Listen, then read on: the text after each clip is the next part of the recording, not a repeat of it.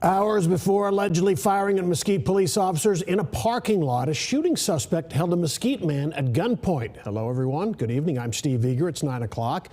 The victim spoke with Fox 4 about the very strange and violent encounter. He says the suspect, Ladarius Davis, banged on his apartment door with a hammer, forced his way inside, and pulled out a gun. He said Davis was screaming wildly, and then suddenly he stopped and left. Hours later, in the parking lot of an adventure park, Mesquite police would encounter Davis and his gun. Fox 4's David SENTENDREY live in Mesquite with a story. David.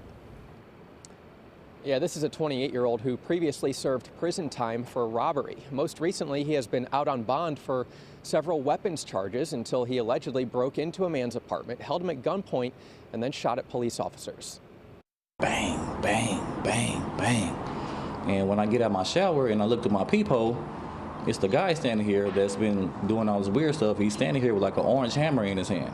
A Mesquite man says someone who's been hanging around the Durham Apartments near Town East Mall for a couple weeks has strangely been knocking on doors. I'm not the only person that he knocked on. He knocked on this door and he also knocked on the other's door. He also knocked on the one downstairs. This neighbor, who doesn't want to show his face, says he answered his door Monday afternoon.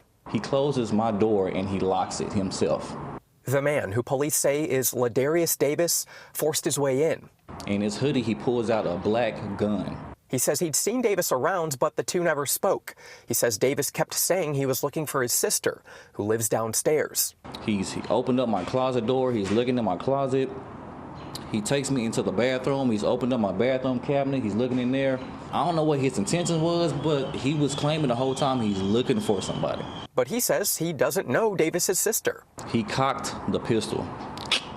He felt his life was in jeopardy, but suddenly, he's kind of breathing all hard. He's backing up, and all of a sudden, the dude just leaves. Gone. He called police. Neighbors say they saw Davis go inside his sister's unit downstairs. SWAT surrounded the building. Chaos everywhere. Police got here, SWAT was here. A 5-hour standoff, but once police got inside, they realized Davis wasn't there. They ended up catching him at the Urban Air across the street. Shootout. Found outside the nearby Urban Air Adventure Park. 2 officers arrived. As soon as the officers start making an approach, he immediately opens fire. The officers, who were not hit, fired back and struck Davis. He was treated at a hospital and is now in custody. It's just unfortunate that these incidents are on the rise. Davis pled guilty to aggravated robbery in 2012, sentenced to 5 years. He's recently out on bond for drugs and weapons charges in Dallas County.